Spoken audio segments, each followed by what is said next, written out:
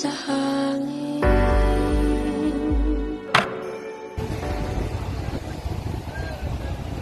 At namatay siya sa Bagong Bayan na mas kilala ngayong Luneta Park. May katanungan pa ba kayo tungkol kay Jose Rizal? Ikaw, Pepe, may katanungan ka ba? Total ay magkapangalan naman kayo. Wala po ginang Cora. Mabuti. Kung gayon ay dadako naman tayo sa susunod na bayan.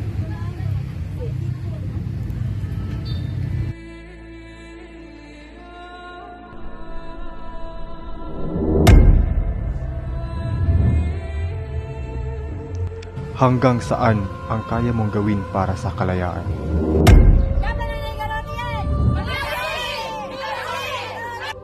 Hanggang kailan mo ipagtatanggol ang sariling bayan?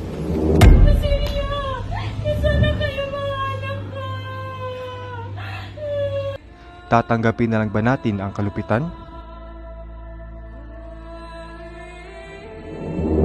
Wala akong ginawang masama! Mama ka sa amin! Hindi ko kasalanan yun! Habang buhay na lang ba tayong bulag sa katotohanan?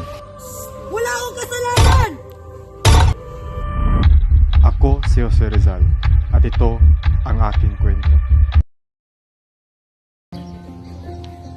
Noong ika-19 ng Hunyo, taong 1861,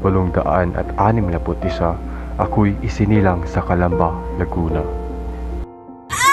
Sunura! Malapit na lumabas yung bata!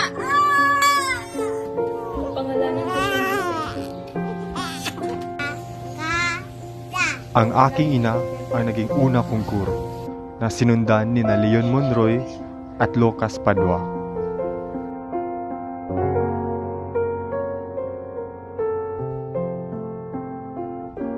Minsan ay binabasahan din ako ng aking ina ng mga kwentong kapupulutan ng aral. Alam mo ba, kapag wala tungkol sa gagawin mo? Hindi po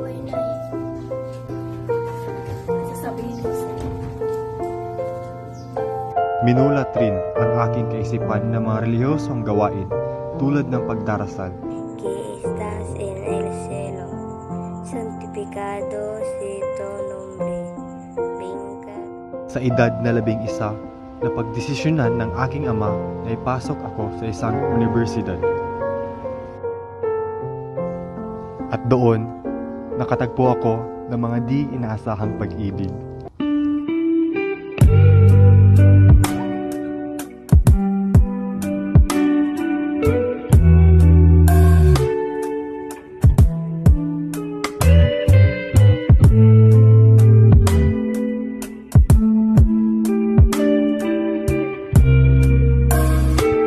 J goes on the track.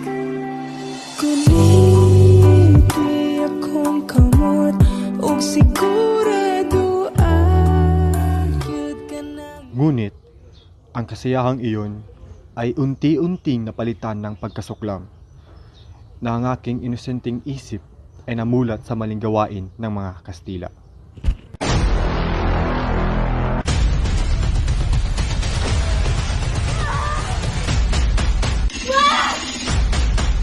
Hindi pinasado lang!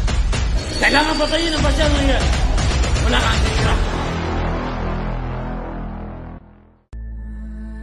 Ginamit kong sandigan ang tinta upang isiwalat ang kanilang maling ginagawa at mamulat ang ating kababayang Pilipino, kahit ang naging kapalit pa nito'y buhay ko.